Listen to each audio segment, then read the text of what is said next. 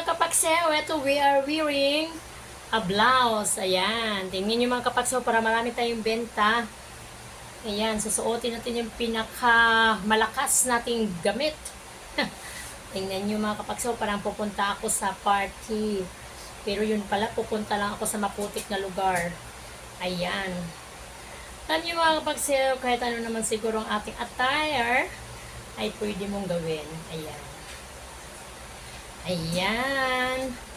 Okay. Ayan. Anak ko, pasuyo nga anak. Nagmaarte mo na si mami mo. Numutali mo nga yan, anak. Ay kasi gusto kong marami akong benta ngayon kaya ako nagbihis ng bongga. Gusto mo itong bag mo Gucci. Puro puro lista. Sabi ng anak ko, anong gagamitin ko na? Gucci na po. Tapos, dadali ko dun sa maputik. Na umuulan. Oh my God, Ay, maganda. yung Gucci. Oh, Gucci na bag daw dadaling ko.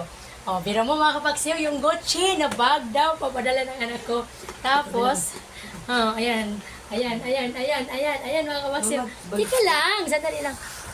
Diba, mga kapagsiyo, tingnan mo naman. Ayusin mo naman yung kwelyo ko na ako. Oh my God, mga kapagsiyo. Ayan na ang mga kalukuhan natin sa buhay, di ba? Huwag mo naman sarado masyado yung isa lang. Para naman ko si Dr. Jose Rizal to. Bibi. Oh my God, mga kapagsiyo. Ang dami talagang kalukuhan sa buhay. Alam mo, ganito talaga ang taong gipit. Oh?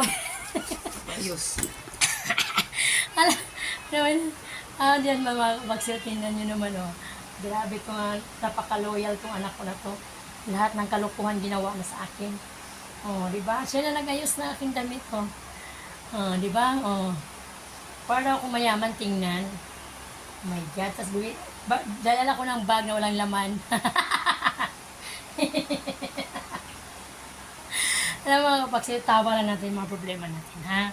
Huwag na natin, tingnan mo nga yung ating noon, kulubot na masyado. Eh, paano hindi kukulubot? Hindi natin kukulubot. Eh, paano? Dami natin iniisip. Huwag mo lahat yan. Ano mo to? Akin na itong lalagyan ko sa pouch ko. Ano yan? Adala. Dito mo muna yung iba i-display. Hi! Thank you very much for watching mga kapagsiyo.